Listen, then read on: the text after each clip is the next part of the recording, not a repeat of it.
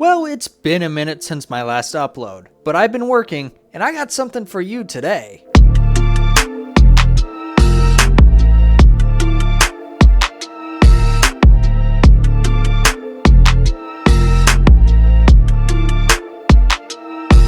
Okay, but how did we get here? It's quite a story, but that's why you're here, so we will get into that in a minute. But if you do go on to enjoy this video, please leave a like and drop a sub. I make builds like this all the time, so if you want to keep up with them, make sure you are subbed. I also stream here on YouTube and on Twitch. I recently upgraded my setup, so my stream should be even better. Also, this build will be available for free on our website. The link for the download will be in the description. Anyway, back to the video. So I've been wanting to make a unique, large build for some time. I've already made a bunch of castles and I wanted to try a different style of build. As I was looking around for some inspiration, I noticed there were not a lot of tree village builds, at least not at the scale I was planning to do. So I decided that's what I was going to do for this project. But since I was building at a large scale, I needed a little bit of help. So Claire ended up helping me out for this project. She was a big help, so you should go check out her socials. Link to them is in the description. But before I start working on the build, I need some terrain. The most obvious biome to use would be a jungle biome. So that's what I made. But in order to work within the height limit, I decided to make this jungle in a crater. I could have increased the height limit, but I felt like that was a bit overkill and may cause lag. So I spent a little bit of time creating this terrain, and I would say it came out pretty nice. The main thing I wanted to do was create a river through the forest. There needs to be a way to supply these massive trees with a lot of water. But other than this neat waterfall, there isn't much to say about the terrain, just a big jungle. Like in every build, the planning stage is the most important part. The shape of the trees will determine how this project will look. But the first step is planning out the trunks of the trees.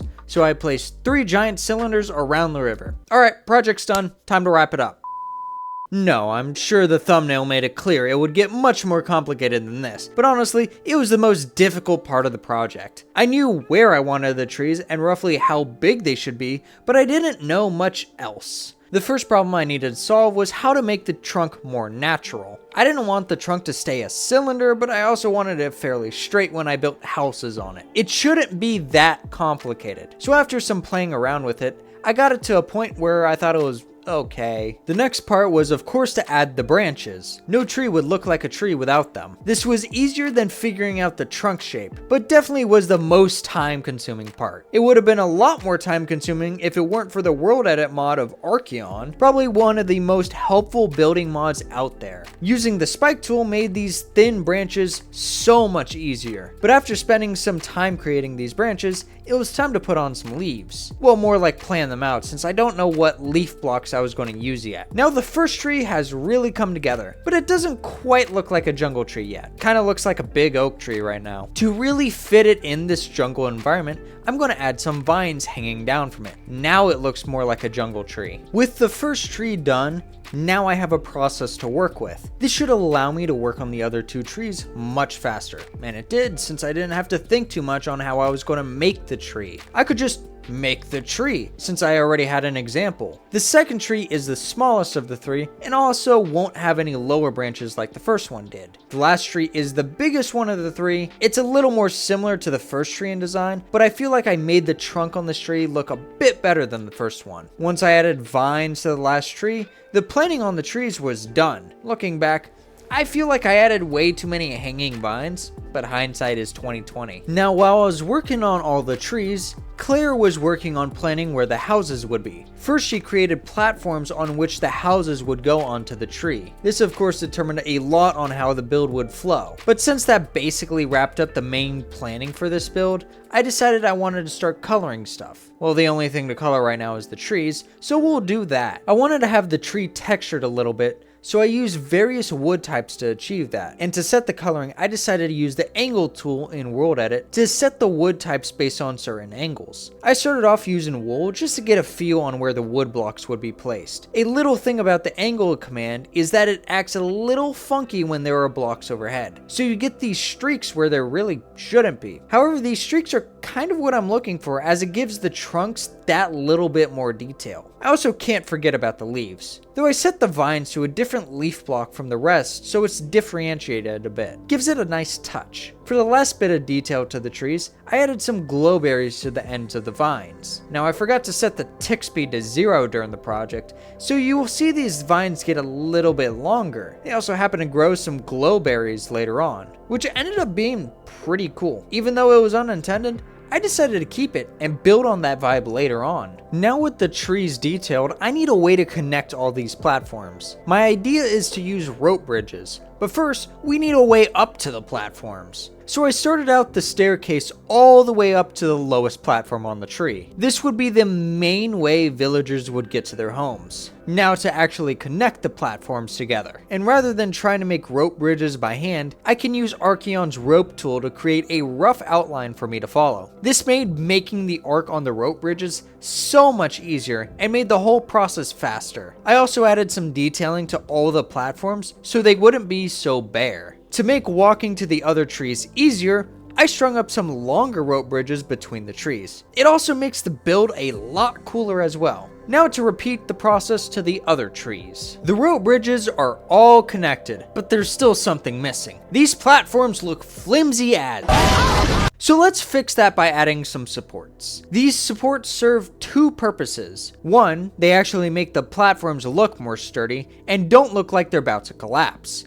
Two, it's aesthetic. It fills some of that empty space between the platforms and kind of gives a nice vibe to the build as well. But on the topic of making this build more aesthetic while adding functionality, why not add some bridges? Those giant rope bridges shouldn't be the only way to access the other trees. There should be a way for them to be accessed from the ground. With there being a river, I created a few bridges to cross it. And since there's a river running through here, it also makes sense for these villagers to fish. So I created a few docks with some small fishing boats around. Now with the rope bridges and platforms done, it's time to make the actual houses. I didn't really know what style to use for the houses, but Claire was able to figure something out. She started off the planning of the houses, and I would finish them out trying to keep them in a similar style. The most important feature of these houses was the mangrove roofs. These houses would primarily be made of wood since that's the most readily available material. But in order for the houses to stick out, I used a brighter color like red. This helped the houses pop out, but for the time being we are still using red wool for the walls. However, there is one special building at the top of this first tree. This is where the Council of Elders will meet. So I wanted to make it grand but not so big as to conflict with the style I've already laid out. But it was basically rinse and repeat for the other two trees. I wanted to make every house unique, and part of the build kind of forced it into that direction. Some of the houses had to be built with the supports in mind, so it gives many of them a very unique feel. But now with all the houses planned out, it was time to detail them.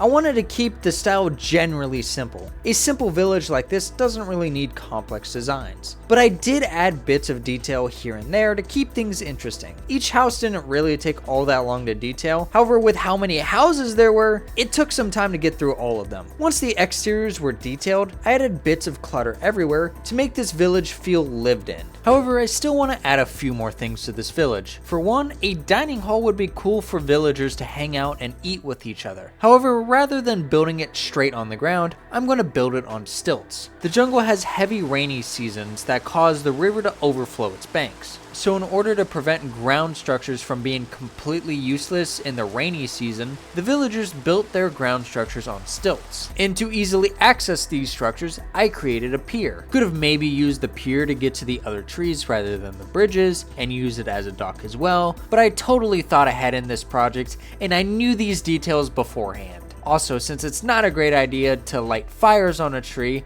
the main kitchen is also on the ground. I made a little hut for it on a mud brick platform so it wouldn't be flammable. Since these villagers would also do a little bit of farming to keep a stable food source, I added two things. One is a pig pen on higher ground so it wouldn't be constantly flooded, and another is an area of crops. Now this would get flooded out, but not during harvest season. The flooding deposits nutrients in the soil, so farming in areas that get these nutrients would allow for the best possible crops. Now for the final thing I will do for this build, interiors. A pretty daunting task since there are a lot of buildings, but in order for this build to really feel complete, I feel like that is something I should do. Since every single one of these houses are unique, I should make every interior unique to its house. I've also added some special roles to houses like weavers, tool makers, knowledge keepers, etc. Of course, I included a special interior for the Elder Council building at the top of one of the trees. But I'm actually going to add one more final touch. Strings of fireflies circling the trees.